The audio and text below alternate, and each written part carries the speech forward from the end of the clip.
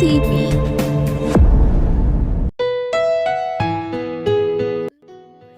Isa sa mga pangarap ng mga babae ay ang maikasal at makasuot ng trahe di boda. Kaya naman nang mag-propose ang nobyo ni Sweet sa kanya, ay sinagot niya ito agad. At ngayon, nakangiti siya habang kasama niyang kaibigang si Bella habang sinusukat niya ang kanyang engranding wedding gown. Ang ganda mo, Sweet! Parang princess ka talaga! Sabi ni Bella habang tinutulungan siyang ayusin ang laylayan ng kanyang gown. Ang swerte talaga ni Nico. Hindi ko ma-imagine kung anong maging reaksyon niya sa altar kapag nakita ka niya. Dagdag pa nito. Napangiti si Sweet habang iniikot ang sarili sa harap ng salamin. Hindi niya maiwasang humanga sa kinang ng mga detalye ng gown para yung kislap ng mga bituin sa gabi. Ngunit kahit maganda ang kanyang ngiti, may bahagyang lungkot sa kanyang mga mata na agad napansin ni Bella. Hoy, ano yan ha? Tanong ni Bella, sabay kunot ng noo. Bakit parang may kulang sa ngiti mo? Hindi ba dapat super saya ka ngayon? Kasal mo na sa susunod na buwan. Napahinto si Sweet at huminga ng malalim. Bella, alam kong mahal ko si Nico. Pero minsan hindi ko maiwasang magtanong kung handa na nga ba talaga ako eh. Ang dami ko pang hindi nagagawa sa buhay. Parang ang bilis ng lahat. Natahimik si Bella at tumitig sa kaibigan. Sweet, sigurado ko bang hindi ka lang kinakabahan? Normal yan ha? Pero kung may duda ka talaga, baka kailangan mo munang tanungin ang sarili mo ng mabuti. Bago pa makasagot si Sweet, biglang bumukas ang pinto ng fitting room at pumasok si Nico na may daladalang malaking bouquet ng mga rosas. Mukhang magiging third wheel na naman ako rito ah. Bes, sa labas na ako maghihintay ha. Paalam ni Bella. Salamat, Bes. Sabi ni Sweet kay Bella, sabay lingon sa kanya. Tatawagin kita kapag tapos na kami. Pagkalabas ni Bella, nanatili si Nico sa harap ni Sweet. Hawak pa rin ang malaking bouquet. Ngumiti siya ng malapad at may kislap sa kanyang mga mata habang tinititigan ang kanyang fiancé. Ang ganda mo, Sweet. Parang hindi na kita kayang pakawalan. Sabi ni Nico habang inilalapit ang mga bulaklak sa kanya. Ngumiti si Sweet pero may bahagyang kaba sa kanyang dibdib. Masyado kang madrama, Nico. Para namang hindi pa tayo ikakasal. Malapit na. Sabi ni Nico, sabay lapit at hawak sa kamay ni Sweet. At kapag nakita mo ang mga plano ko para sa reception, sigurado akong mawawala lahat ng kaba mo. Biglang natawa si Sweet. Ay, kaba? Saan mo naman nakuha yan? Wala akong sinasabing kinakabahan ako. Ngumisi si Nico. Kilala kita, Sweet. At hindi mo sabihin nararamdaman ko. Pero gusto kong malaman mo na wala kang kailangang dapat alalahanin. Akong bahala sa lahat, okay? Tumango si Sweet at pilit ng ngumiti. Sa araw ng kanilang kasal, habang inaayusan si Sweet ni Bella na siyang personal makeup artist din niya, ay doon siya napangiti habang pinagmamasdan ang sariling refleksyon sa salamin. Alam mo, Sweet, sabi ni Bella habang inaayos ang lipstick ng kaibigan. Ngayon ko lang ulit nakita yung totoo mong ngiti. Yung parang walang kahit anong iniisip o inaalala. Napahagikik si Sweet. Talaga ba? Ewan ko ba, Bella? Pero parang biglang tumigil ang lahat ng pagdududa ko eh. Siguro dahil ito na talaga yung moment na hinihintay ko buong buhay ko. Ngumiti si Bella habang pinupunasan ang konting excess makeup sa pisngi ni Sweet. Alam mo kung bakit? Kasi ngayon lamang talaga tumatak sa'yo na ito ng araw na magsisimula ka ng panibagong kamarata sa buhay mo. Ang tanong, ready ka na bang hanapin ang forever kasama si Nico? Tumawa si Sweet ng bahagya, sabay tingin muli sa kanyang refleksyon. Oo, Bella. Ready na ako. Salamat, Bella, ha? Hindi ko alam kung paano ko magagawa to nang wala ka. Hoy, Ang drama mo, ha? Tama na yan. Mag-focus ka na sa ngiti mo. Gusto ko makita ang pinakamaganda kong obra sa altar. Napatawa si Sweet at tumingin muli sa salamin. Sa wakas, naramdaman niya ng tunay na kasiyahan sa kanyang puso.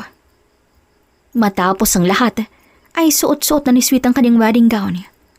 Huminga naman muna siya ng malalim bago sumakay sa bridal car.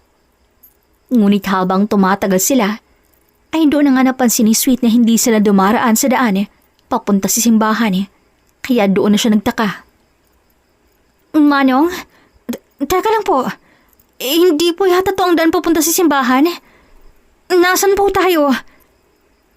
Kinakabahan niyang tanong sa driver. Ngunit hindi sumagot ang driver. Imbis na huminto, mas binilisan pa nito ang takbo ng sasakyan. Kaya naman biglang bumilis ang tibok ng puso ni Sweet. Saka sinubukang hanapin ang cellphone niya sa loob ng kanyang bag. Ngunit bago pa man makuha niya ang cellphone, ay bigla niyang napansin ang kakaibang amoy sa loob ng sasakyan. Napatingin siya sa rearview mirror at napansin niya ang driver na nagsuot ng itim na maskara. Manong, ano pong nangyayari? Tanong niya na halatang kinakabahan. Ngunit sa muli, hindi siya sinagot ng driver.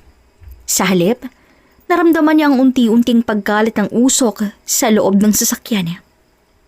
Nagpanik si Sweet at sinubukang buksan ang pinto. Ngunit nakalock yun mula sa labas. Manong, buksan mo to! Ano bang ginagawa mo? Sigaw niya habang pilit na hinihila ang door handle. Sa sobrang kaba, sinubukan niyang buksan ang bintana, ngunit hindi ito gumalaw. Lumalakas ang usok at nagsisimula ng maghalo ang kaba at takot sa kanyang dibdib. Help! Tulungan niyo ako! Sigaw niya habang hinahampas ang bintana. Ngunit unti-unting naging mahirap ang paghinga ni Sweet at bumigat ang kanyang mga mata. Anong nangyayari? Bulong niya habang bumagsak ang kanyang ulo sa sandalan. Unti-unti siyang nawala ng malay habang tuluyang napuno ng usok ang loob ng sasakyan.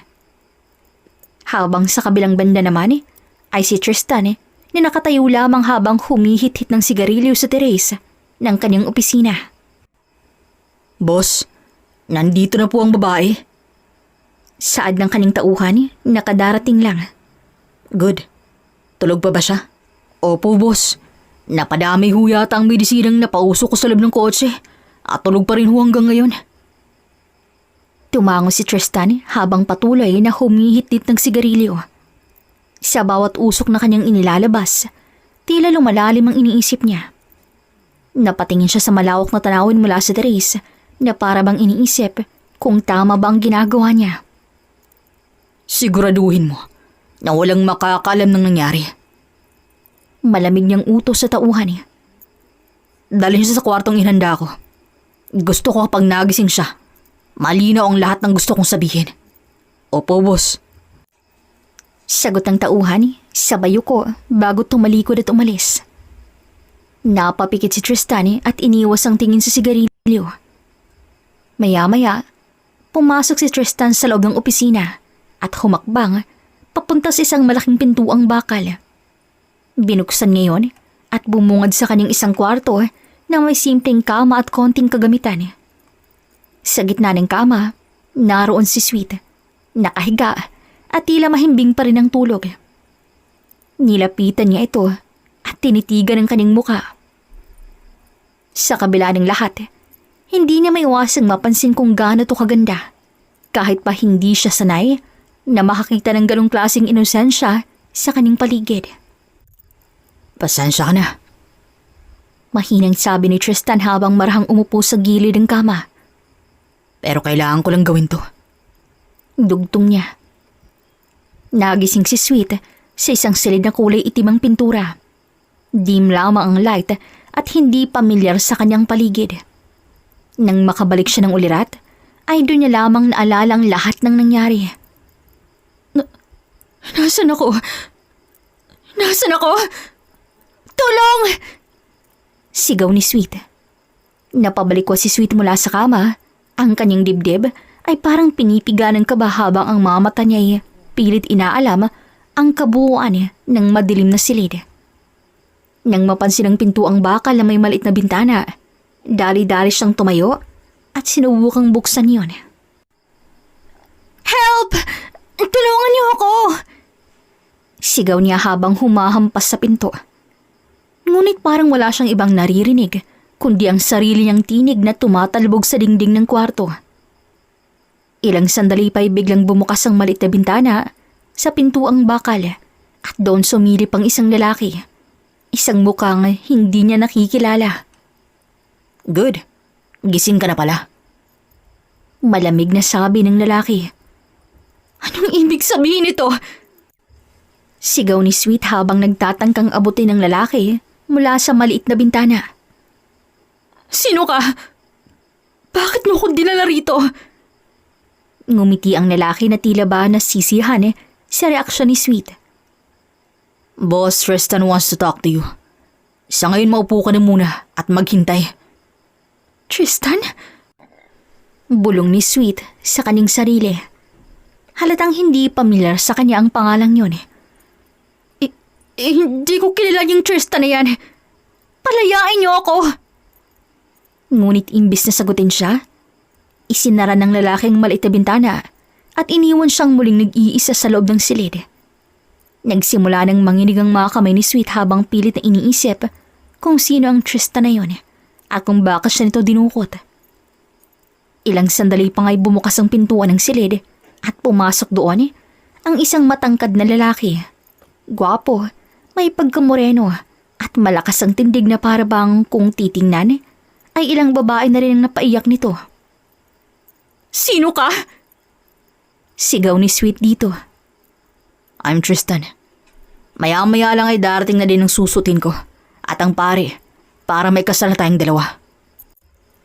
Agad nanlaki ang mga mata ni Sweet sa narinig. "Kasal? Tayo? Are you out of your mind?" Yes? Kesa naman masayang ang wedding get-up mo, di ba? Paninindigan ko na. Ganto ako ka-gentleman. Hindi makapaniwala si Sweet sa narinig. Agad siyang tumayo mula sa kama kahit nanginginig pa ang mga tuhod niya sa kaba at galit. "Anong klaseng biro to?" Sigaw niya habang nakatitig ng masama kay Tristan. "Hindi mo pwedeng gawin to! Hindi kita kilala! Wala kang karapatang diktahan ng buhay ko!" Ngumisi si Tristan na parang walang pakialam sa galit ni Sweet. Tumalikod siya sandali at kinuhang isang bote ng tubig mula sa mesa sa gilid ng silid. Saka nagsalita ng kalmado. Relax, Sweet. Alam ko namang nagulat ka, pero huwag kang mag-alala. Magiging masaya ang buhay mo sa piling ko. Mabilis lang to. Isang kasal lang naman tapos pwede mo nang kalimutan ang ex mo. Napaisip si Sweet. "Ex? Anong alam mo tungkol sa buhay ko, ha? Paano mo nalaman ang pangalan ko?" Humakbang si Tristan palapit kay Sweet at tumigil sa kanyang harapan. Sapat ng distansya para maramdaman niya ang presensya nito. Alam ko ang lahat, Sweet. Lahat ang tungkol sa engagement mo kay Nico. Alam ko ring hindi mo na siya mahal. Natigilan si Sweet sa narinig, pero pilit niyang nilabanan ng kaba. "Wala kang alam. At kahit ano pang iniisip mo, hindi ko kailanman papayagan ng kasal na to." Biglang natawa si Tristan, ngunit malamig ang kaning titig. Sweet, sa mundo ko, hindi ako tinatanggihan. Ang gusto ko, makukuha ko. At ngayon, ikaw ang gusto ko. Ngunit imbis na matuwa, ay isang sampalang agad pinakawala ni Sweet, dahilan para magalit si Tristan at hawakan ang kanyang dalawang kamay, saka sinandal sa pader. Don't make me mad, woman. Ayaw mo naman sigurong mauna ang honeymoon natin kaysa kasal natin, hindi ba? Nag-init ang dugo ni Sweet sa narinig at kahit natatakot ay hindi siya nagpatalo. Pilit niyang nilabanan ang mahigpit na pagkakahawak ni Tristan sa kanyang mga kamay habang tinitingnan to ng buong tapang. "Hayop ka! Sigaw niya. Wala kang karapatang tratuhin ako ng ganito. Pakawalan mo ako. Ngumisi si Tristan ngunit ang ngiting yon ay puno ng galit. Sweet, ako nang nagpapasensya. Pero wag mo akong piliting mawala ang lahat ng yun. Hindi napigilan ni Sweet ang panginginig ng kanyang katawan. Ngunit hindi niya pinayagan ng takot na manaig. Kung akala mo'y matatakot mo ako, nagkakamali ka. Hindi mo ako pag-aari. Nagtagpo ang kanilang mga mata at tila nagkaroon ng tensyon sa pagitan nilang dalawa. Tumigil si Tristan, tila nagulat sa lakas ng loob ni Sweet. Unti-unti niyang binitawan ang mga kamay nito at tumalikod.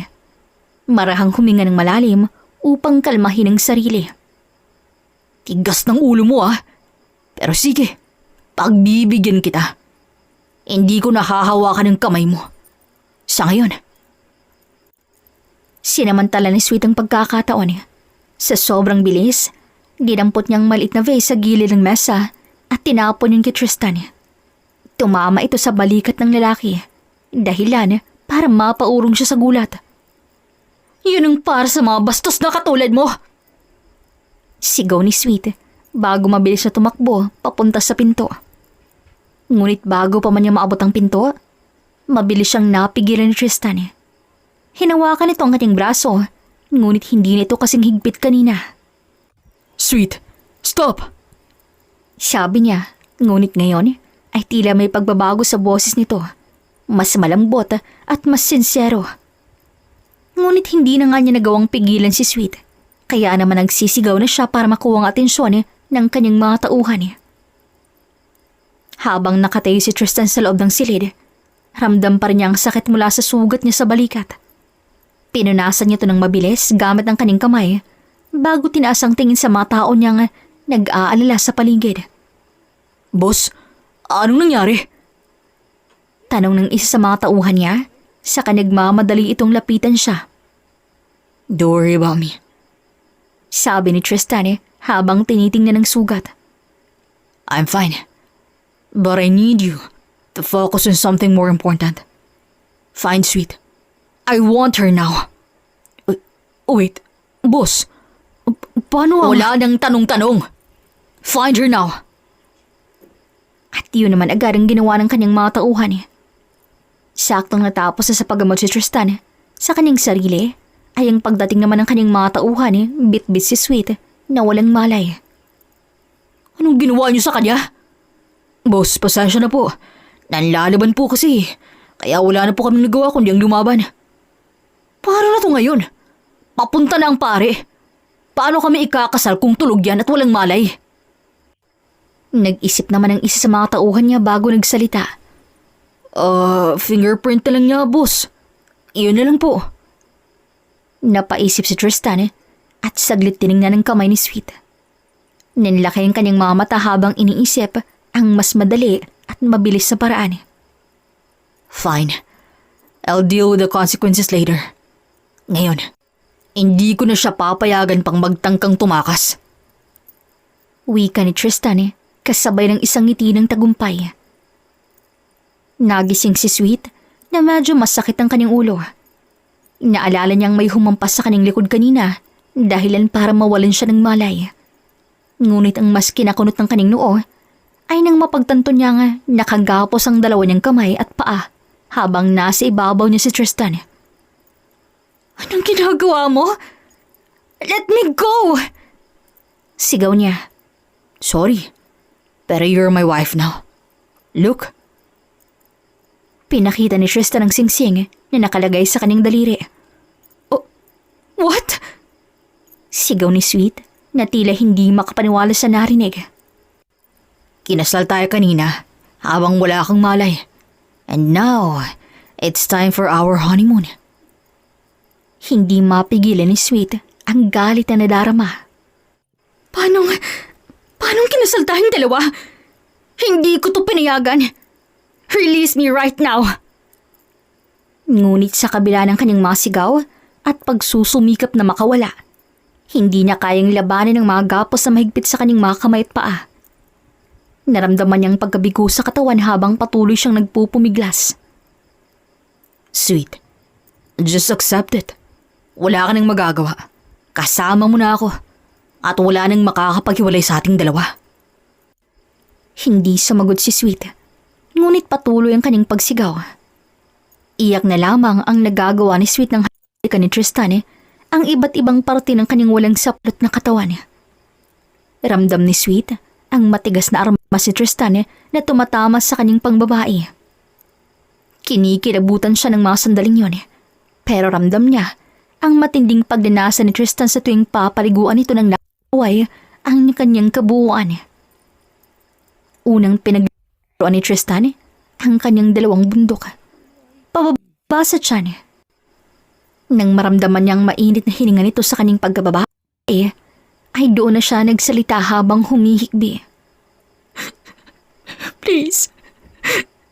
Parang awa mo na. Not now, sweetie. Galit na si boss sa babaw. Ayaw pa naman niyang nibibitin. Just chill, okay? We'll get there. Pagkasabi niyo ay pinaglaruan na nga ni Tristan ang kanyang kuweba. Nang magsawa, ay ang galit na galit niyang armas naman ang kanyang pinasok doon dahilan para mapasigaw si Sweet. Ngunit ang kinagulat ni Tristan ay nang malaman niya mismo nga berhen pa si Sweet, kaya napatigil siya. Oh, wait. Virgin ka pa? Naguguluhang tanong ni Tristan sa umiiyak na dalaga. Nang hindi sumagot ang babae, ay doon na nga tumayo si Tristan. Sumigaw at pinagsusuntok ang pader. Hayop na nikong yun. Ang sabi niya, hindi ka na daw birhen, kaya pumayag ako sa gusto niya. Sa narinig, ay doon na nga nangunot ang noo ni Sweet. Anong ibig mong sabihin? Yung lintik mong boyfriend, malaki ang pagkakautang sa akin. Hindi niya kayang bayaran kaya sabi niya, ikaw ang gagawin niyang pambayad. Alam niyang hindi ako nag-i-entertain ng babae kapag birhen. Kaya sinabi niyang, hayop na yun. Naiyak naman si Sweet sa kanyang nalaman. Hindi ko alam. Bulong ni Tristan, ang boses niya ay puno ng kalituhan. I didn't know he would do that. Lumingon siya kay Sweet, ang mga matay puno ng galit at pagsisisi. Hindi na siya makapagdesisyon kung ano ang tama. Ang planong pagpapakasal kay Sweet ay nagiging mas komplikado kaysa sa inaasahan niya. I'm sorry. Hindi ko alam na... Sabi mo, ako ang ginawang pambayad utang ni Nico sa'yo? Huminga ng malalim si Tristan, saka nagsalita. Yes. Nang malaman niya mismo sa kaibigan mong si Bella na nagdududa ka na kung mahal mo pa ba siya, nag-decide na siyang ibigay ka sa akin. Teka, paano napasok si Bella sa usapan? Si Bella at ang boyfriend mo, may relasyon sila. Hindi ka ba nagtataka kung bakit after mong sinabi kay Bella na parang wala ka nang nararamdaman kay Nico, ay nag-propose agad si Nico sa'yo? Alam din nila na hindi ka matutuloy sa simbahan dahil sila mismong nagsuggest ang planong yun. Nagulat si Sweet sa narinig. So, sila palang nagtakda ng lahat ng to? Silang nagdesisyon kung anong mangyayari sa buhay ko? Yes, and I was too blinded by the deal I made with Nico. Hindi ko naisip kung anong epekto nito sa'yo. Hindi ko rin naisip na sa lahat ng to, ikaw ang mawawala. Ang puso ni Sweet ay sumabog sa sakit at galit. Anong klaseng Naruto? Pinaglalaruan ka lang ako? Umiling siya habang ang kanyang mga luha ay nagsisimulang dumaloy sa kanyang mga mata. Hindi ko alam kung anong magagawa ko para ayusin to. Pero Sweet, sana mapatahod mo ako. Wala akong intensyong saktan ka. How could you say that now, ha? Nico and Bella, they've been using me. Pati ikaw, Tristan. You were part of all this mess. Tama ka. I was part of it. But please, Sweet, I want to make things right. I'll do whatever it takes to fix this. To fix us. Saglit namang hindi nagsalita si Sweet hanggang sa huminga to ng malalim. Then do it! Ituloy mo! Ituloy ko? Oo. Ang kinin mong katawan ko. Gawin mo ang lahat. Just please, let me go. Para namang lumambot ang ekspresyon ni Tristan at tinanggal nga nito ang pagkakagapos kay Sweet. Nang matapos, ay si Sweet na mismo ang gumawa ng hakbang para matuloy ang mainit nilang gabi. Matapos silang pagsaluhan ng isang mainit na gabi, ay kapwa na sila nakahiga sa kama. Nang mapansin ni Sweet na tulog na si Tristan ay doon na siya dahan-dahang tumayo. Pinulot ang madamit at maingat na lumabas ang kwartong yun. Nang makalabas naman si Sweet sa silid, ay dinilit naman ni Tristan ang kanyang mga mata. Hindi naman siya tulog at alam niya din ang plano ni Sweet na tumakas kaya hinayaan niya na lang. Kung alis ka, hindi kita pipigilan. Bulong ni Tristan sa kanyang sarili. Ngunit sa kabila ng mga salitang yun, nararamdaman pa rin niya ang takot. Takot na baka hindi niya na makuha ang tiwala ni Sweet at mas lalo pang lumayo sa kanya. Kinabukasan, agad nagsipunta ang mga tauhan ni Tristan sa opisina niya. Boss, nakatakas ang babae. Hayaan niyo siya. Pero boss, baka magsumbong po siya sa mga... Alam kong ginagawa ko. Sa tingin mo ba hindi ko naisip yan, ha? Alam kong hindi siya dediretso sa mga pulis. I'll keep my eye on her. Habang nag-uusap ang mga tauhan ni Tristan, nakayuko si Tristan sa kanyang desk, ang mga matay nakatingin sa laptop, ngunit malinaw na ang isipan ay abala sa kung anong mangyayari kay Sweet. Pinipilit ang hindi magpakita ng anumang emosyon, ngunit ang mga galit at pag-aalala ay hindi niya kayang itagos sa kanyang mga isipan. Pero boss, kung magtago siya, paano po natin siya makahanap? Tanong ng isa sa mga tauhan habang nag-aalalang tiningnan ng boss. Huwag kayong magalala. May mga paraan akong alam. Pinili ko siyang hayaan, dahil kung pipilitin ko siyang habulin, lalo lamang siyang lalayo. Ang mga tauhan ni Tristan ay nagtinginan, naguguluhan sa desisyon ng kanilang boss. Alam nilang hindi ganon si Tristan, na lagi nitong kontrolado ang lahat ng kanyang galaw. Ngunit sa pagkakataong to, may mga bagay na hindi nila maintindihan. Kung wala na kayong ibang itatanong, makakalis na kayo. Utos ni Tristan na tila hindi na kayang patagilid pa ang mga alalahanin na bumabalot sa kanya. Nakita ng mga tauhan niya na tila wala na ring silbing magtanong pa, kaya nag-alisan na rin sila. Dahil labis din ang pag-aalala ni Tristan kay Sweet, ay agad siyang nagpadala ng isa sa kanyang mga tauhan upang magmasid sa bawat galaw ni Sweet. Pinapaalam naman ng kanyang mga tauhan ang lahat ng impormasyon patungkol sa babae. Boss, nabalitaan namin. Kinumpronta ni Sweet si Nico at ang kaibigan niyang si Bella. Nalaman niyang may relasyon sila at tinanong kung bakit siya pinaglaruan. Imporma ng tauhan kay Tristan nang tumawag to. Anong ginawa nila? Si Nico, ayon sa mga tao ay nagmukhang guilty. Mukhang wala na po siyang maisip na rason. Si Bella naman hindi na rin po nakatanggi. Ang mga balitang yon ay parang patak ng malamig na tubig na tumama sa puso ni Tristan. Hindi niya alam kung anong mararamdaman. Si Nico at Bella, mga taong lubos na pinagkakatiwala ni Sweet, ay matagal na pala siyang niloloko. Hindi ko inisip na ganun sila kababa. At si Sweet, hindi ko alam kung anong nararamdaman niya ngayon. I hope she's fine. Nawika na lamang niya sa kanyang sarili. Hindi na alam ni Tristan kung paano haharapin ang mga susunod na hakbang. Nakaramdam siya ng pagkakasala at pagkalito. Pinili niyang magtiwala kay Nico, ngunit sa ngayon, nararamdaman niyang isang malaking pagkakamali ang lahat ng yon. Isang buwan ang lumipas mula nang makali si Sweet sa poder ni Tristan. Habang patuloy na sinusubaybay ni Tristan ang mga galaw ng dalaga, wala na siyang ibang balita maliban sa kung saan to nagpupunta at kung ano ang ginagawa nito. Hanggang isang araw, habang abala siya sa opisina, tumawag ang isa sa mga tauhan na hinar niya upang mag-monitor kay Sweet. Boss, may bagong impormasyon ako. Hindi mawari ni Tristan pero kinakabahan siya ng mga sandaling yun. Ano yun? Si Sweet po. Nakita ko po siyang pumasok sa isang klinik kanina. Klinik? Anong klaseng klinik? Nagtatakang tanong ni Tristan rito. Buntis po siya, boss.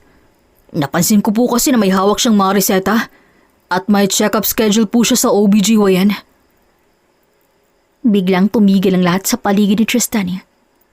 Parang may pumasok ng malamig na hangin sa loob ng kanyang katawan. At ang pakiramdam na nararamdaman niya ay isang pagsabog ng emosyon. Hindi siya makapaniwala. Buntis? Naiwasang sabi ni Tristan, ngunit ang isipan niya ay agad nagsimulang magbalik tanaw.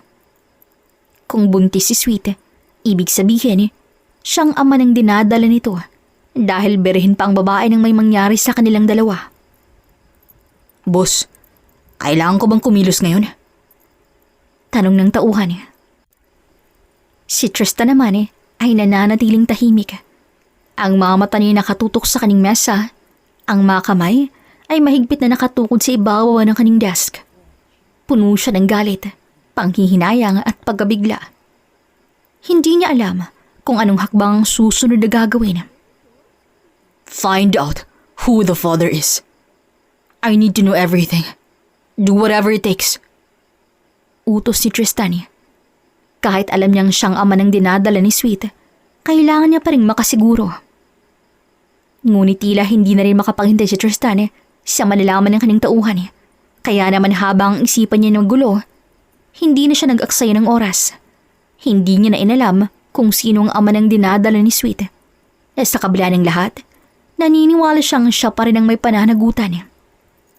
Hindi siya pwedeng magpatalo at hindi niya kayang hayaan ng babae na mahal niyang magdusa. Agad niyang pinaayos ang sasakyan at nagdiretso sa kondo ni Sweet. Nang makarating siya sa harap ng pintuan, hindi siya nag-atubiling pumasok. Nang bumukas ang pinto at tumambad sa kanya si Sweet, nagulat siya sa reaksyon ng dalaga. Tristan? Anong ginagawa mo rito? Sweet, Simula ni Tristan. alam kong buntis ka. At sigurado kong ako ang ama. Walang ibang lalaki na kalapit sa'yo, maliban sa akin. Tumahimik si Sweet at pinalipas munang ilang sandali bago naglakas loob na magsalita. Hindi ikaw. Hindi ikaw ang ama. Don't lie to me. Akong nakauna sa'yo. Birahin ka nung unang may mangyari sa ating dalawa. Kaya sino pa bang ama ng dinadala mo? Ako lang. Ano naman kung ikaw? Wala kang karapatan sa anak ko. Lalo na sa akin. Umalis ka na. May pakialam ako dahil asawa mo pa rin ako. You're still my wife. And our marriage is legal. Nagpapatawa ka ba? Paano magiging legal yun? Hindi nga ako pumayag. You took advantage on me, Tristan. Huwag mong ibahin ang usapan. I am the father of that baby. At pananagutan kita. That's final. Napaatras si Sweet. Parang tinamaan ng malakas na hampas. Hindi niya na kayang magpanggap na wala itong epekto sa kanya. Wala kang karapatang magtakda ng mga bagay para sa akin, Tristan. Hindi ko kailangan ng tulong mo. Hindi ka kailangan ng anak ko. Hindi ko kayang makita kang mag-isa sa hirap ng lahat ng to, Sweet. Hindi ko hahayaang mag-isa ka sa pagpapalaki ng anak nating dalawa. Anak? Hindi ko naman aakalaang joker ka, Tristan. Tanggapin mo man o hindi, Sweet. Wala akong balak umalis sa buhay mo. Hindi ko ipagpapalit ang pagiging ama ng anak natin sa kahit na ano. Tandaan mo yan. Kung hindi mo matanggap ang kasal nating dalawa, at kung hindi mo matanggap ang responsibilidad ko sa bata, wala akong magagawa. Pero hindi kita pababayaan. Huling wika nito bago umalis sa harapan ni Sweet. Naging prosigido si Tristan sa pagpapakita kay Sweet na karapat-dapat siyang maging bahagi ng buhay nila. Hindi na lamang basta responsibilidad ang kanyang inaatupag, kundi ang patunayan na kaya niyang maging mabuting partner at ama. Araw-araw siyang naglala ng oras upang makipag-usap kay Sweet. Kahit na minsan ay tinataboy siya nito. Palagi niyang pinipilit na ipakita ang mga maliliit na bagay na maaari niyang gawin upang mapagaan ang buhay ng dalaga. Madalas ay tinutulungan siya nito sa mga bagay na hindi niya kayang gawing mag-isa, tulad ng mga pangangailangan para sa bata. Isang hapon habang nagluluto si Sweet sa kanyang kondo, pumasok si Tristan na may dalang ilang pagkain at mga gamit para sa kanya. Teka, ano to? Tanong ni Sweet nang makitang mga gamit. Para sa baby na naman. Tristan, wala ka naman sigurong planong punuin ang kondo ko ng mga gamit ng baby, no? Pagbibiro niya, bagay na siyang kinatawa naman ni Tristan. This is for you, Sweet. Alam kong hindi ko pa kayang gawin ni lahat. Pero hindi mo kailangang mag-isa. Sabi ni Tristan, sabay lapit kay Sweet. Kailangan mong pahinga. At kung ayaw mong akong mag-alaga, at least tanggapin mong tutulungan kita. Tristan, hindi ko kailangan ng lahat ng to. Alam kong kailangan mo, Sweet. Kailangan mo ako sa mga oras na to. At higit sa lahat, kailangan mong tanggapin na hindi mo kailangan mag-isa sa pagpapalaki ng anak nating dalawa. Hindi ako aalis, Sweet. Magtulungan tayo. Ang seryosong tinig ni Tristan ay parang huling hampas sa puso ni Sweet, na siyang nagpapaalala sa kanya ng lahat ng mga bagay na hindi pa niya kayang tanggapin. Pero hindi ko pa alam kung kaya na kitang pagkatiwalaan, Tristan. Tumahimik saglit si Tristan at nilapitan si Sweet. Tanggapin mo man o hindi, Sweet. Nandyan ako. Hindi ko ipipilit ang sarili ko. Pero walang makakapigil sa akin sa pagpapakitang kaya kong magbago. Para sa'yo at sa anak nating dalawa. At sa mga salitang yon, natagpuan ni Sweet ang sarili sa isang nakakagulong mga emosyon. Galit, takot, at ang tahimik na pangarap na sana'y magbago nga si Tristan at maging masaya sila. Ngunit sa kabila ng lahat, nararamdaman niya nga may maliit na posibilidad na sa mga susunod na araw baka magbago ang lahat para sa kanila. Habang nakatiay si Tristan malapit kay Sweet, hindi niya maiwasang mag-alala sa mga nangyayari. Alam niyang hindi madaling sitwasyon at ramdam niya ang pagdududa at takot ni Sweet.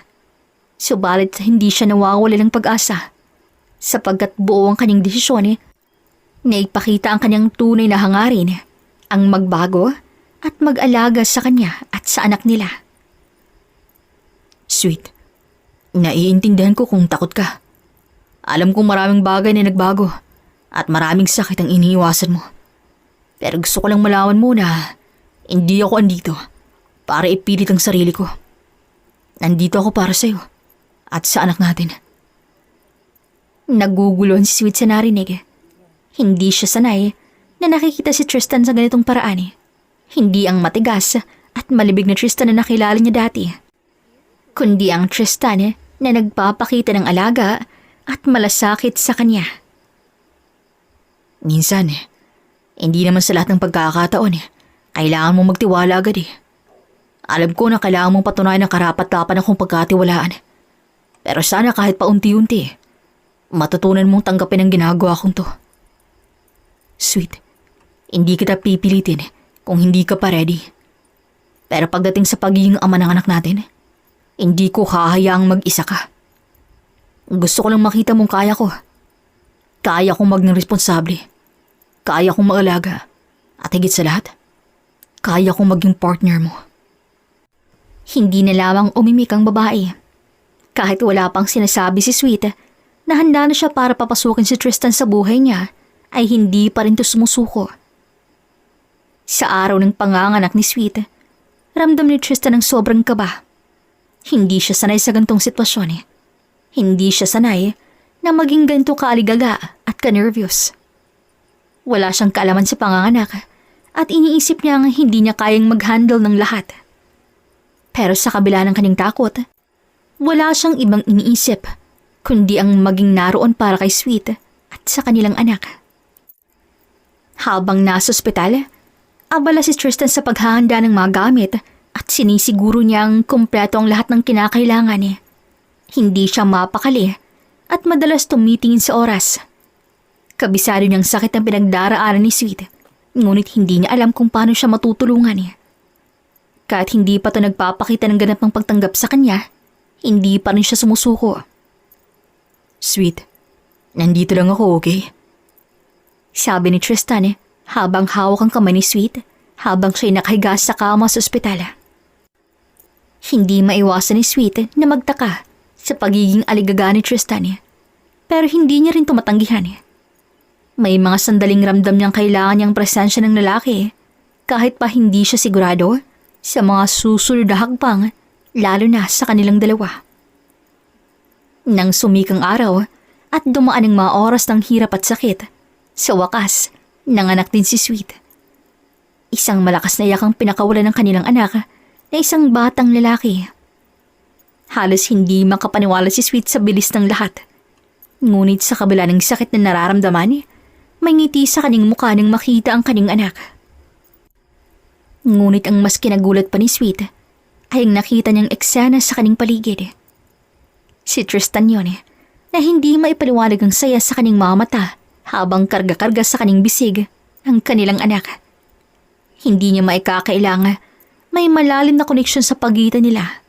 At sa sandaling yun, naramdaman ni Sweet ang pag-aalaga at responsibilidad na binubukas ni Tristan sa kanilang buhay. I got him, Sweet. Sabi ni Tristan.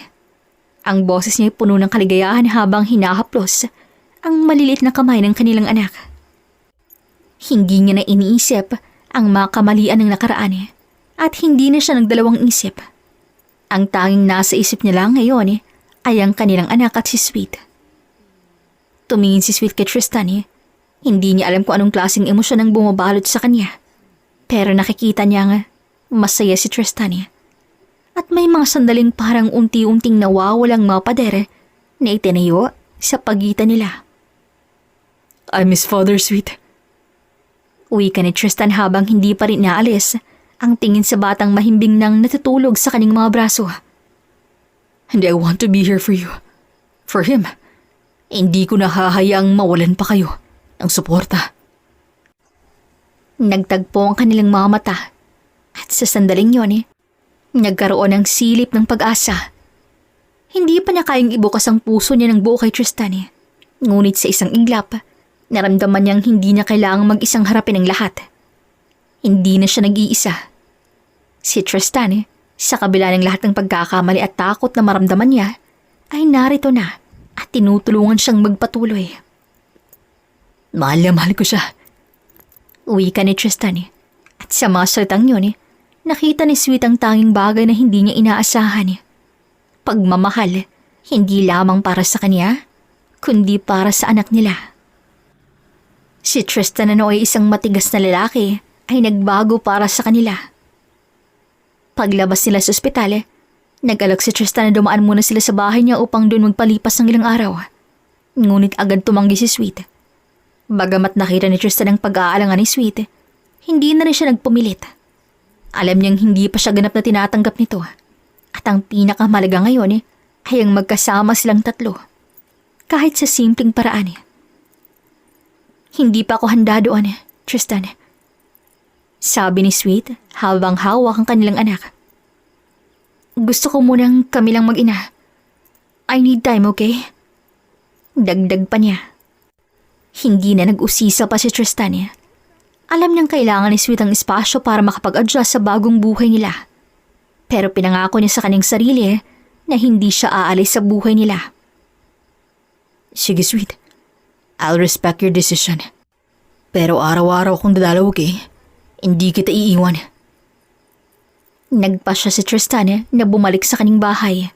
Ngunit araw-araw ay nagdadala siya ng pagkain, mga gamit at mga bagay na makakatulong kay Sweet. Pinipili niyang ipakita nga hindi lang siya nandyan bilang ama ng anak nila, kundi bilang isang partner din na handang maglaan ng oras at pag-aalaga sa kanyang mag-ina. Si Sweet naman, pagamat matigas pa rin ang puso ay hindi rin maikakaila na may mga sandaling ramdam niyang hindi siya nag-iisa. Si Tristan ay patuloy na nag-aalaga, hindi lamang sa kanilang anak, kundi pati na rin sa kanya. Minsan magkasama silang nag-aalaga sa baby at pinapalakas si Tristan ang loob ni Sweet sa tuwing napapagod siya. Sweet, huwag mong iisipin na ikaw lang mag-isa ha. I'm here. I will always be here for both of you. Iyon ang laging paalala ni Tristan kay Sweet. Isang hapon, tulad ng mga nakarang araw, dumalo si Tristan sa kondo ni Sweet pagkatapos ng kanyang trabaho. Pagpasok pa lamang sa pinto, agad niyang napansin ni Sweet ang matinding pagod sa mukha ni Tristan. May mga dark circles sa ilalim ng mga mata nito. Ngunit sa kabila ng lahat ng yun, ngumiti pa rin si Tristan at ang kanyang mga mata ay puno ng malasakit at pagmamahal nang kunin niya ang kanilang anak na si Baby Kin mula sa crib nito. Ayaw mo pa bang magpahinga? Sige na, magpahinga ka muna. Andito naman ako eh. Ako na lang hahawak kay Kin. Wika ni Sweet. Ngunit hindi nagpatinag si Tristan. Ang ngiti niya hindi nawawala sa kanyang labi habang niyakap ang maliit na bata. I'm fine, Sweet. Wala akong pakialam kung mapagod man ako. Ang mahalaga, nandito ako para sa inyo. Sige. Pero kung gusto mong magpahinga, sabihin mo lang. Walang problema, Sweet. Hanggang kaya kong kargahin si baby, gagawin ko. Okay. Magluluto na lang muna ako ng hapunan. Saad ni Sweet at naghanda na ng hapunan. Nang matapos, ay bumalik siya sa kwarto para tawagin si Tristan. Pero ganoon na lamang ngiti niya nang makitang tulog na to katabi si Baby Kin. Tahimik na lumapit si Sweet sa kama. Hindi na ginugulong oras para magising pa si Tristan. Kitang-kita niyang mapayapang mukha ni Tristan habang mahimbing nang natutulog. Hawak ang maliliit na kamay ni Baby Kin. Ang eksenang yun ay nagbigay ng init sa puso ni Sweet. Isang paalala ng lahat ng sakripisyo ni Tristan para sa kanilang pamilya. Puno ng pagmamahal na binigyan ni Sweet ng isang malumari na halik sa noo si Tristan bago siya lumabas ng kwarto para ituloy ang paghahanda ng pagkain. Habang tumatagal, ay nakikita ni Sweet na worth it si Tristan sa kanyang pagmamahal. Hindi naman nagbagong binata simula nang ipagbuntis pa lang niya si Kin hanggang sa mga anak to. Kaya naman nagpasya siyang bigyan na ng tsansa si Tristan. Ngunit ang handa na sana niyang sabihin kay Tristan na handa na siyang sagutin to ay hindi niya inaasahang si Bella ang mapagbubuksan niya ng pinto isang hapon. Kita niyang umiiyak to kaya nagulat siya. Anong ginagawa mo rito, Bella? Galit na tanong ni Sweet sa dating kaibigan. Sweet, I'm sorry. Sagot ni Bella habang patuloy ang paghikbi. Kailangan ko ng tulong. May sasabihin ako. Huwag mo kong gawing tanga, Bella. Tsaka pwede ba? Sa hinabahaba ba naman ng panahon? Ngayon mo pa talaga maiisipang puntahan ako? Ano naman ang nangyari? Alam kong hindi lang pakay mo sa akin. Huminga naman ng malalim si Bella bago nagsalitang muli. Buntis ako. And Nico is the father. Pero gusto niyang ipalaglag ang bata. Nanlaki ang mga mata ni Sweet sa narinig. Ipapalaglag mo ang bata? Nico wants me to abort it or else he'll leave me. He said we can't keep the baby because it'll ruin his plans, his career. Hindi makapaniwala si Sweet sa mga naririnig. Hindi niya alam kung paano sasabihin kay Bella na ito ang dahilan kung bakit siya nagdesisyon na lumayo sa kanilang dalawa ni Nico. Ang mga sakripisyo at kasinunguling nga nagdulot ang sakit sa kanya, ngayon ay nauurong kay Bella. Alam mo, ngayon ko napagtanto na may ibang plano nga ang Diyos sa akin. Sinaktan niyo man ako, pero hindi ibig sabihin nun ako ang talo. Dahil tingnan mo naman ngayon, buntis ka at gusto pa niyang ipalaglag mo ang inosenteng sanggol? At susundin mo siya? Siya pa rin ang gusto mo, ha? Ang taong walang ibang iniisip kundi ang sarili niya? Sweet, please. I love Nico and I can't lose him. Kung hindi ko ipapalaglag ang bata, Sigurado kong lalayo't makikipaghiwalay siya sa akin. I can't bear losing him. Pero paano ang buhay ng bata? Tanong ni Sweet, ang mga matay puno ng galit at pag-aalala. Paano ang anak mo? Anong klaseng magulang ka kung ganito ang gagawin mo? Dahil sa mga sinabi ni Sweet, mas lalo pang tumulo ang luha ni Bella. I don't know what to do, Sweet. Hindi ko kayang pumili. But Nico's forcing me. Tahimik si Sweet habang tinitingnan si Bella. Iniisip ang lahat ng nangyari. Ang galit, sakit at kalituhan ay naghalo-halo sa kanyang isipan. Hindi niya alam kung paano matutulungan ang kaibigan na naguguluhan. Kung ikaw ang tatanungin ko, Bella, ano bang mas mahalaga? Ha? Ang buhay ng isang bata? O ang mga plano ni Nico na siya pa rin ang magdedesisyon? Hindi pa rin sumasagot si Bella. Tuloy lamang siya sa pag-iyak at ang sakit sa kanyang mga mata ay hindi niya na kayang itago pa. Isa lang masasabi ko, Bella. Hindi ka dapat nagmamadali. Pag-isipan mo kung anong mas mahalaga. Ang sarili mong buhay at ang buhay ng anak mo? O si Nico na iniisip lamang ang sarili niyang kapakanan? Sumabog ang galit at sakit sa puso ni Sweet habang binibitawan niya ang mga salitang iwan niya. Ang bawat salitang lumalabas sa kanyang bibig ay naglalaman ng sama ng loob at galit sa ginawa ng kanyang kaibigan. Malaki na nga ang kasalanan niyo sa Diyos dahil sa pakikiapid mo eh. Pati ba naman ang pagpapalaglag gagawin mo na rin? Hindi kayang sumagot ni Bella sa mga salitang yun. Tanging mahikbi na lang ang lumalabas sa kanyang bibig. If hindi matanggap ni Nico ang bata, siyang hiwalayan mo. Hindi mo dapat ipagpalit ang anak mo sa isang lalaking hindi kayang tanggapin ang responsibilidad niya. Dahil sa mga sinabi ni Sweet, nagsimula nang magdilim ang mukha ni Bella. Hindi na kayang tiisin ang sakit na dulot ng kanyang desisyon. Alam niyang hindi madali ang sitwasyon at ramdam na ramdam niya ang pasakit ng kaibigan. Sweet, I don't know what to do. Iyak ni Bella habang kanyang mga kamay ay nakahawak sa kanyang tiyan. I love Nico. I can't bear losing him. I don't want to be alone. But at the same time, I can't hurt my baby. Hindi kayang makita ni Sweet ang kaibigan na naguguluhan at sugatan. Ngunit sa kabila ng lahat ng yun, kailangan niyang magpakatatag at magbigay ng tamang gabay. Alam kong mahirap, Bella. Pero hindi ka dapat magpadala sa takot mo. Kung mahal ka ni Nico, dapat tanggapin niya ang bata. Kung hindi, siguro hindi siya karapat-dapat sa'yo. Tahimik namang tinitigan ni Bella ang mga mata ni Sweet. Alam niyang malaking pagkakaiba ng kanilang mga desisyon pero ramdam niya ang alon ng sakit at galit sa puso ng kanyang kaibigan. Look, gawin mo kung anong tama, Bella. At hindi lang dahil dinikta niya ni Nico sa'yo. Ito nang last advice ko sa'yo. At ito na rin ang huli kong pagkausap sa'yo. Kaya please lang, stay away from me.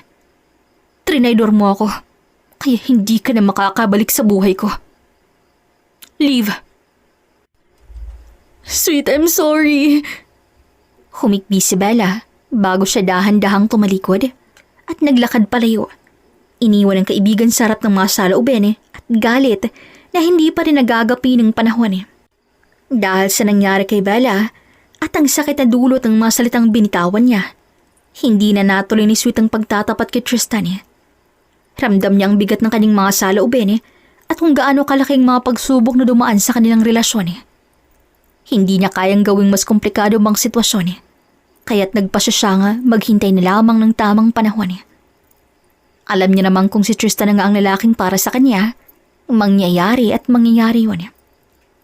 Ngunit isang hapon, ganoon na lamang ang pagkadismaya ni Sweet nang hindi pumunta si Tristan sa kondo. Araw-araw kasi ay nandun to, kaya naninibago siya na wala ito doon ngayon. Akmang papasok na sana siya ng silid para tingnan si Ken nang sakto namang tumunog ang kanyang cellphone. Doon nalaman niya na nasa ospital to, kaya dali-dali niya itong pinuntahan. Nang makapasok si Sweet sa kwarto ni Tristan sa ospital, Nakita niyang nakahiga lamang to sa kama. Tristan! Sigaw ni Sweet. Ano bang nangyari sa'yo? Ngumiti naman si Tristan. Don't worry, Sweet. Sagot ni Tristan na may ngiti sa labi. Kahit na may kalaliman ng tinig nito. Nawalan lamang ng preno yung kotse ko. Kaya nabangga. But I'm fine. Wala naman akong malubhang sugat eh. Anyway, nasan si Ken? Nasa kondo ng isang kaibigan ko. Pinabantayan ko muna saglit. Dahil hindi ko naman siya pwedeng dalhin dito. Nag-alala talaga ako nang may tumawag na staff kanina eh. Sa susunod kasi, mag-iingat ka, okay? Ngumiti si Tristan, saka pinisil ang kamay ni Sweet. Sorry. I didn't want to make you worry. I'm fine, really. Alam ko na mas mag-aalala ka kung sinabi ko sa'yo. Kasi naman, Tristan, hindi ko kayang makita kang nasasaktan. Paano kung may mangyaring masama, ha? Anong mangyayari sa akin? Anong mangyayari sa baby nating dalawa? I'm sorry, Sweet. I'll never let anything happen to me. I promise. I will always be careful. Ngayon lang to. Stop crying, okay? Doon na hindi napigilan ni Sweet ang sarili at niyakap na nga niya si Tristan. I can't lose you, Tristan. Hindi ko kayang mawala ka sa buhay ko. Habang magkayakap sila, dabang-dama ni Sweet ang tibok ng puso ni Tristan at ang init ng kanyang katawan. Hindi niya na kayang pigilin ang mga nararamdaman. Habang nakayakap siya kay Tristan, dahan-dahan niyang inangat ng kanyang ulo para magtama ang kanilang mga mata. Tristan, alam mo ba kung gaano kita kamahal? Tumigil si Tristan at tila hindi makapaniwala sa narinig. Sweet, iniibig mo ako? Bumuntong hininga si Sweet bago siya tumango. Oo, Tristan. Mahal kita. Matagal ko na sanang gustong sabihin sa'yo pero natakot akong masaktan ka o mawalan ako ng pagkakataong mahalin ka. Alam ko nagkamali ako pero hindi ko na kayang itago pa ang nararamdaman ko. Nagulat si Tristan sa pag-amin ni Sweet, ngunit hindi na siya nagdalawang isip. I feel the same way, Sweet. I love you too. Minsan nga naisip ko na baka hindi ko deserve ang pagmamahal mo eh. Pero sa bawat araw na magkasama tayong dalawa, lalo akong naniniwala na ikaw na ang aking home. I'm sorry if I made you feel like you were alone. Tinutok ni Sweet ang kaning mukha sa mukha ni Tristan at muli niyang iniiwasan ang mga luhang umaagos sa kaning mata. I don't want to feel alone anymore, Tristan. I want to be with you. I want us to be together. For good. Tumango si Tristan at sa pagnanais na ipadama kay Sweet ang kaning pagmamahal, dahan-dahan niyang nilapit ang mukha nito at hinalikan ang kaning noo. Hindi na kita pababayaan, Sweet. I will always be here for you. I will always protect you. Kahit gaano pa kahirap. Ang mga salitang yun mula kay Tristan ay nagbigay ng ginhawa kay Sweet. Pakaramdam niya ay nawala ang takot at alinlangan niya. Sa mga sandaling yun, pakaramdam ni Sweet ay siya ng pinakamaligayang tao sa buong mundo. Thank you, Tristan. I love you so much. Matapos makalabas si Tristan sa ospital, nagpatuloy ang kanilang buhay. Dahil sa matindi nilang pagmamahalan, unti-unting nagbukas ang mga pinto ng mas magagandang pagkakataon para kay Sweet at Tristan. Naging masaya ang kanilang buhay bilang pamilya kasama si Baby Ken. Tristan, hindi ko kayang ipaliwanag kung gaano ako kasi ngayon. Ang mahinang sabi ni Sweet habang nilalaro ang buhok ni Ken. I feel complete. I feel like we're a family. Alam mo ba yon? Alam ko, Sweet. I also feel complete. Tsaka, pamilya naman talaga tayo, right? I don't want to imagine life without you and Ken. Sabi ni Tristan habang sinusuportahan ang katawan ng anak sa kaning mga bisig. Dahil sa inyo, natutunan kong magpatawad. Natutunan kong magbigay ng second chances. Not just to you, but to myself as well. Kaya Tristan, I promise to love you both forever. Humarap sa kanya si Tristan at niyakap siya ng mahigpit. Sweet, I promise, I will make this work. We'll have a good life together, and I'll make sure we're always happy together. Matapos ang ilang linggong magkasama, tahimik na nagmamasid sa buhay nila bilang pamilya, nagsimula na silang magplano para sa kanilang mga pangarap. Pinili nilang magtulungan, magtrabaho ng magkasama, at magbigay ng magandang buhay kay Ken. Hindi nila nakalimutan ang mga pagsubok at sakit na hinarap nila. Ngunit ang mayon ang nagpatibay sa kanilang relasyon. Natutunan nila ng pagmamahal, tiwala, at pamilya ang pinakamahalagang bagay sa buhay.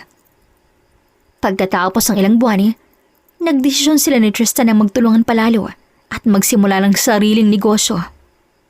Pinili nilang magtayo ng isang maliit na cafe na may temang pamilya upang ipakita sa lahat ng pagmamahal at pagtutulungan ay siyang susi para magtagumpay. At sa bawat araw na lumilipas, pakaramdam nila ay sila ng pinakamaswerte sa buong mundo. Bunga ng kanilang mga sakripisyo, pagkakamali at pagpapatawad. The End. Sana po ay nagustuhan ninyo ang kwentong handog namin para sa inyo ngayong araw. Muli, ito po si Regine, ang inyong narrator, dito lamang sa Kulay TV. Daghang salamat sa pagpaminaw. Amping! Alright mga kakulay, I hope you enjoyed this beautiful story. Maraming salamat po sa panunood ng ating bagong kwento. Super salamat talaga sa love and support ninyo here sa Kulay TV. Alright mga kakulay, shout out tayo. Okay, shout out sa 3 members ng Kulay TV. Thank you to Sonia Cabus. Also, thank you to Joggy Lau. Also, thank you to Ailey Nabad. Maraming salamat po sa inyo for being members here sa Kulay TV. Alright, okay. Shout out to Angelina Sacy from Caloocan. Maraming salamat po.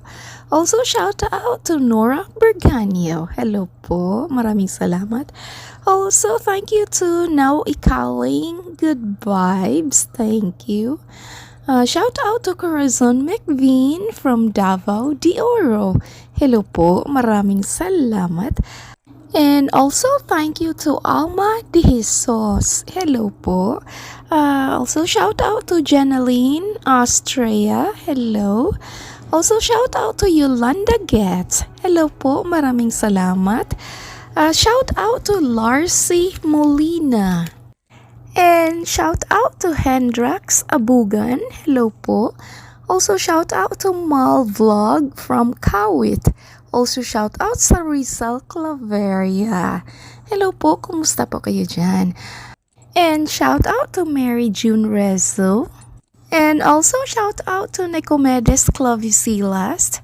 And last but not the least, shout out to Rina Baltar and Roldan family from Saudi Arabia. Hello po, kumusta po kayo dyan?